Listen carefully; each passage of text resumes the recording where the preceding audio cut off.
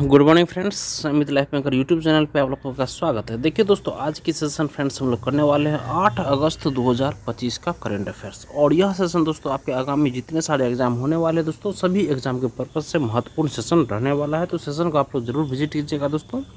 Session अगर पसंद आएगा तो सेशन को एक लाइक आप लोग जरूर कर दीजिएगा। तो चलते हैं दोस्तों हम लोग अपने सेशन फ्रेंड्स। देखिए फर्स्ट क्वेश्चन हमारा कि अगस्त 2025 में किसी देश ने आधिकारिक रूप से अंतर्राष्ट्रीय सौर गठबंधन का 107वां सदस्य बनकर इसमें शामिल होने की घोषणा की दोस्तों। तो ये मोल्दोवा अगस्त 2025 में किसी देश ने आधिकारिक रूप से अंतर्राष्ट्रीय सौर गठबंधन का 107वां सदस्य बनकर इसमें शामिल होने की घोषणा की है।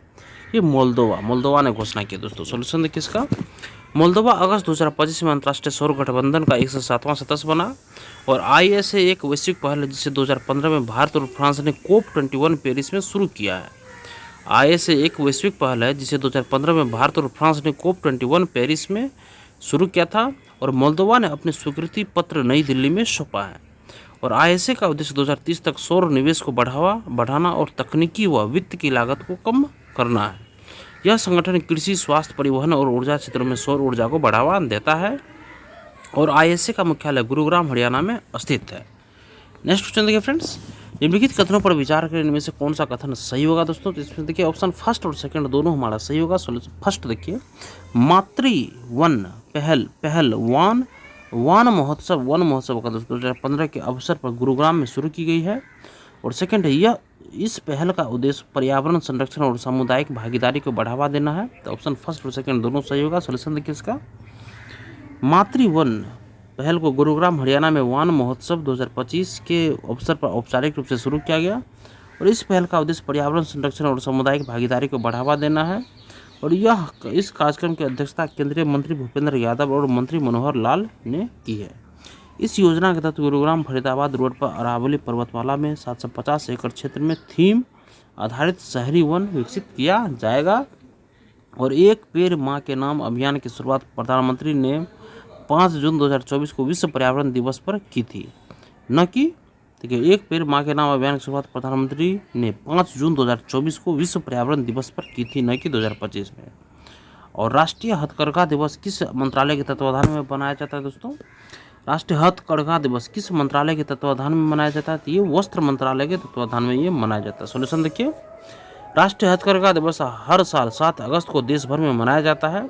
और इसका उद्देश्य हथकरघा उद्योग के सामाजिक आर्थिक योगदान को मान्यता देना और इस क्षेत्र के प्रति जागरूकता बढ़ाना है। इस वर्ष की थीम थी हथकरघा महिलाओं को सशक्त बनाना, राष्ट्र को सशक्त बनाना। 11वां संस्करण नई दिल्ली स्थित भारत मंडपम में आयोजित किया गया। और यह दिवस वस्त्र मंत्रालय के तत्वाधान में पूरे देश में मनाया जाता है। इस दिन 1905 में स्वदेशी आंदोलन की शुरुआत हुई थी, जिसमें देसी उद्योगों विशेषकर हथकरघा को बढ़ावा दिया गया था। नेक्स्ट क्वेश्चन फ्रेंड्स, हाल ही में कबक यानो ने किस पर्वत की सफल चढ़ाई की है। ये माउंट किलिमंजारो की। देखिए हाल ही में कबक यानो ने किस पर्वत की सफल चढ़ाई की है। तो माउंट किलिमंजारो की। सोल्यूशन देखिए इसका फ्रेंड्स, कबक यानो अरुणाचल प्रदेश के एक पर्वतारोही है जिन्होंने हाल में अफ्रीका की सबसे ऊंची चोटी माउंट किलिमंजारो की सफल चढ़ाई की है। और उन्होंने यह चढ़ाई 4 अगस्त को पूरी की। यह पर्वत तंजानिया में स्थित है और इसकी ऊंचाई 5895 मीटर है। और माउंट किलिमंजारो को दुनिया का सबसे ऊंचा स्वतंत्र पर्वत फ्री स्टैंडिंग माउंटेन माना जाता है। यानी कि यह चढ़ाई उनके सेवन समिट चैलेंज का हिस्सा है, जिसमें वे हर महाद्वीप की सबसे ऊंची चोटी पर चढ़ने का लक्ष्य रखती है। कौन दोस्तों, कबक यानो। नेक्स्ट क्वेश्चन देखिए, निम्नलिखित कथनों पर विचार कीजिए कि इनमें से कौन सा कथन सही होगा। तो देखिए फिर इसमें ऑप्शन फर्स्ट और सेकंड दोनों सही होगा। पहला है, कर्तव्य भवन का उद्घाटन 6 अगस्त 2025 को नई दिल्ली में प्रधानमंत्री नरेंद्र मोदी द्वारा किया गया 6 अगस्त को। और यह नया भवन परिसर लगभग 1.5 लाख वर्ग मीटर में फैला है, जिसमें 2 बेसमेंट और 7 मंजिलें शामिल हैं। इनमें से दोनों कथन दोस्तों हमारा सही होगा। जिसमें देखिए 1.5 लाख वर्ग मीटर में फैला है, जिसमें 2 बेसमेंट और 7 मंजिलें हैं इसमें दोस्तों। सोल्यूशन देखिए इसका, 6 अगस्त 2025 को नई दिल्ली में कर्तव्य भवन का उद्घाटन प्रधानमंत्री नरेंद्र मोदी ने किया। और यह केंद्र सरकार के मंत्रालयों के एक ही स्थान पर लाने की दिशा में एक महत्वपूर्ण कदम है। और कर्तव्य भवन, जिसे सेंट्रल सेक्रेटेरिएट बिल्डिंग 3 भी कहा जाता है, ऐसे कई भवनों में पहला है जो प्रमुख मंत्रालयों को एक छत के नीचे लाने के लिए बनाए जा रहे हैं। वर्तमान में शास्त्रीय भवन और निर्माण भवन जैसे पुराने भवनों में कार्यरत मंत्रालय को इस नए परिसर में स्थानांतरित किया जाएगा। और यह नया भवन परिसर लगभग 1.5 लाख वर्ग मीटर में फैला है, जिसमें 2 बेसमेंट और 7 मंजिलें हैं। और इसमें गृह मंत्रालय, विदेश मंत्रालय, ग्रामीण विकास मंत्रालय, सूक्ष्म लघु और मध्यम उद्यम मंत्रालय, कार्मिक एवं प्रशिक्षण विभाग, DOPT, पेट्रोलियम और प्राकृतिक गैस मंत्रालय तथा प्रधान वैज्ञानिक सलाहकार के कार्यालय होंगे। नेक्स्ट क्वेश्चन देखिए, निम्नलिखित कथनों पर विचार कीजिए, इनमें से कौन सा कथन सही होगा दोस्तों। इसमें से देखिए फ्रेंड्स, फर्स्ट और सेकंड ऑप्शन हमारा सही होगा दोस्तों। पहला ऑप्शन है MS स्वामीनाथन शताब्दी अंतर्राष्ट्रीय सम्मेलन का उद्घाटन प्रधानमंत्री नरेंद्र मोदी ने की। और तीसरा है देखिए, इस सम्मेलन का विषय है एवर ग्रीन क्रांति, बायो हैप्पीनेस की और सस्ता रास्ता। पहला है दोस्तों इसमें MS स्वामीनाथन शताब्दी अंतर्राष्ट्रीय सम्मेलन का उद्घाटन प्रधानमंत्री नरेंद्र मोदी ने 7 अगस्त 2025 को नई दिल्ली में किया है। MS स्वामीनाथन शताब्दी अंतर्राष्ट्रीय सम्मेलन का उद्घाटन प्रधानमंत्री नरेंद्र मोदी ने 7 अगस्त 2025 को नई दिल्ली में किया। और तीसरा है दोस्तों, इस सम्मेलन का विषय है एवर ग्रीन क्रांति, बायो हैप्पीनेस की और रास्ता। सोल्यूशन देखिए, प्रधानमंत्री नरेंद्र मोदी ने MS स्वामीनाथन शताब्दी अंतर्राष्ट्रीय सम्मेलन का उद्घाटन 7 अगस्त को नई दिल्ली में किया। और यह आयोजन MS स्वामीनाथन रिसर्च फाउंडेशन द्वारा कृषि एवं किसान कल्याण मंत्रालय, भारतीय कृषि अनुसंधान परिषद और राष्ट्रीय कृषि विज्ञान अकादमी के सहयोग से किया जा रहा है, न कि स्वतंत्र रूप से। और यह सम्मेलन प्रोफेसर MS स्वामीनाथन की 100वीं जयंती के उपलक्ष्य में आयोजित किया गया है, जो कृषि नवाचार और खाद्य सुरक्षा के क्षेत्र में अग्रणी रहे हैं।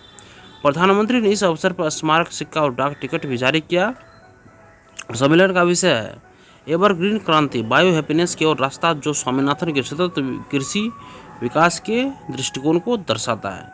यह आयोजन MS स्वामीनाथन रिसर्च फाउंडेशन द्वारा कृषि एवं किसान कल्याण मंत्रालय, भारतीय कृषि अनुसंधान परिषद और राष्ट्रीय कृषि विज्ञान अकादमी के सहयोग से किया जा रहा है, न कि स्वतंत्र रूप से। नेक्स्ट क्वेश्चन देखिए फ्रेंड्स, बेराबी सेरांग रेलवे परियोजना किस राज्य केंद्र शासित प्रदेश से संबंधित है दोस्तों। यह मिजोरम से संबंधित है।